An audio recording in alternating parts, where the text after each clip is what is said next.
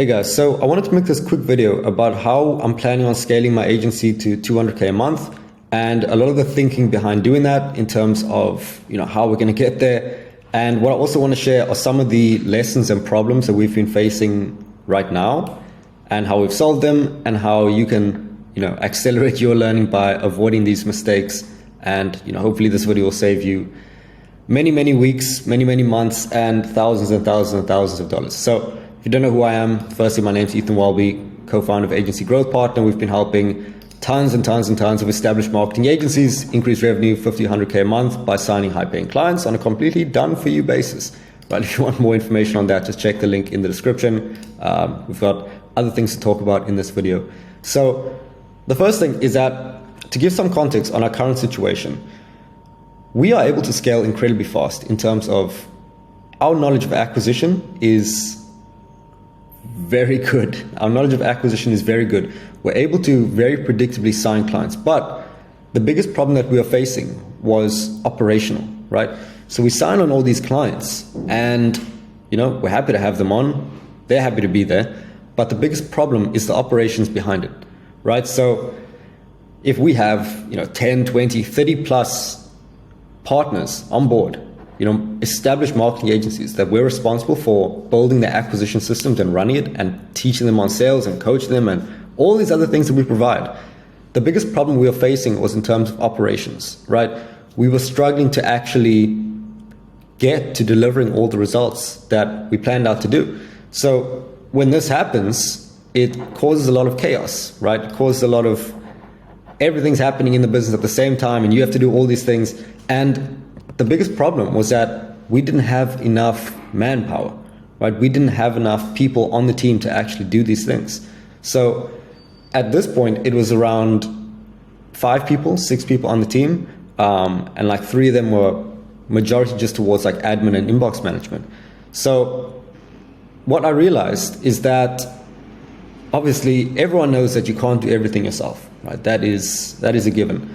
But what I wanted to talk about was the framework behind actually delegating and pursuing high leverage opportunities and why this is so beneficial. Because what I drew out over here is what I'm calling, and that I probably heard from someone else, is like the skill ladder, right? I think Hormozy was talking about this too. So these are skills, right? So let's say when you're starting out, you just need to learn how to book some meetings, right? You just need to be able to, you need to build an offer, right? That's the first one. Then you need to learn how to book meetings, right? Then you need to learn how to sell meetings, right? So you're just, presenting your offer, getting in contact with people and selling them, right? So we can do this incredibly well, right? But the problem is, if all your time is spent doing these things, right? So let's say you have no more time in your calendar and all you're doing is, you built your offer, building, you're selling, and you're fulfilling, right? So if you figured out how to build an offer and book meetings, that's great. Now you progress to the next level of skill. And this is selling and then fulfilling on what you sell on, right? So what happened to us, even though we had team members, is that we could sell easily and we could fulfill easily. But because we had a limited amount of resources, we could only do this to this certain point, right?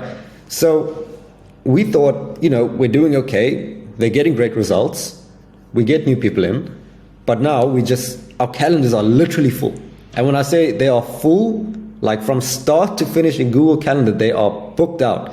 And we didn't think this was bad. I didn't think this was bad until I realized the opportunity cost of not changing. Okay? And the opportunity cost is simply, the price you pay for not making a change. Okay? So the opportunity cost of not, delegating sales or fulfillment is that I don't get to learn the next level of skills. So sales and fulfillment, this is all we are doing. But then our calendars were maxed out. So we thought, there's nothing else we can do. We just have to work harder, get a bigger calendar, something like that. But obviously the realization was that we needed to delegate and we needed to pursue a high leverage skill. So as soon as you break this belief, or that you realize that you can delegate, you're going to progress to the next level. And I'm going to show you how I think about this now. But what we did was we hired a client success manager, right? So she came on and it removed a lot of our limitation, because she is taking care of a lot of the fulfillment, right? So because we hired someone else, let me try and get the pen back, our level of capacity became a lot higher, because now, instead of my calendar, being completely full of everything, of literally everything, now let's say it's only half as full, right? So now I have all this additional time. And what this additional time allows me to do is focus on a new skill. So now the skill became, for example, managing. So now I'm managing a client success manager as opposed to doing the client success. And what this is just like support, communication, fulfillment. So now I'm managing them, right? And then with sales. So obviously sales is a big process, or sales and marketing. So what I did was we have someone, booking the meetings. So now, instead of me doing all of this, it's someone else. So I have all this time. And now I can focus on, not worrying about that. And I can focus on more sales, right? And this is how you progress in terms of the business. Because the way you want to think about it is the business always has a capacity. So at this point, this is our capacity. And the way we do it is based on the founder. Now, this might be a bit difficult to articulate, but we want to get rid of tasks when your tasks are full.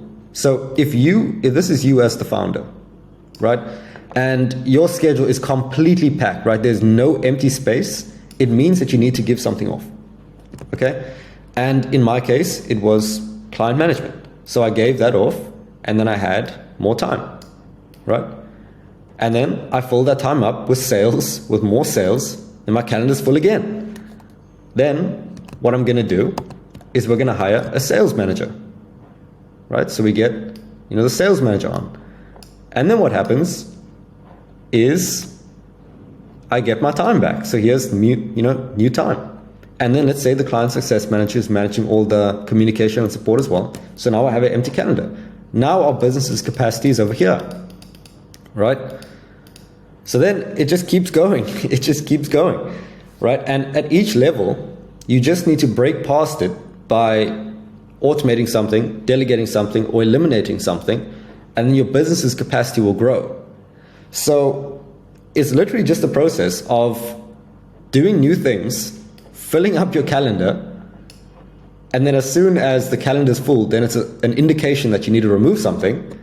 Then you remove it. Then you go to the next level, and you do the exact same thing over and over and over.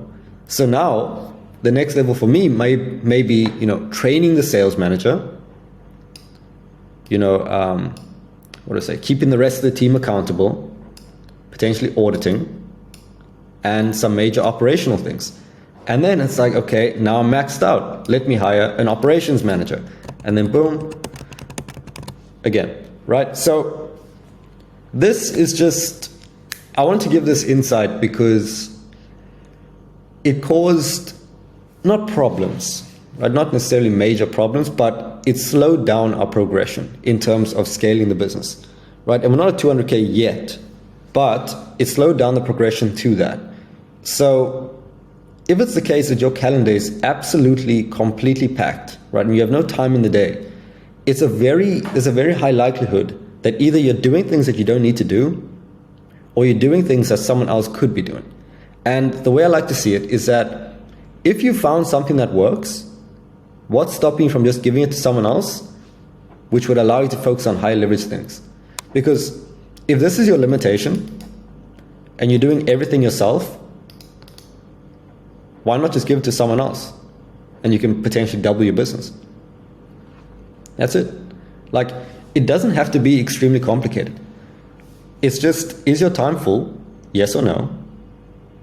If yes, change something. Because what I want to emphasize is that you don't really want to differentiate yourself or differentiate your time and the business's time. Because in reality, if there's less than like a few people in the business, the business's time, the business's capacity is your capacity, right? Understand that. The business's capacity is your capacity if you're still small, right? So, and the same applies to a department. If you're running a large agency and your marketing department is just you, then your capacity is the marketing department's capacity.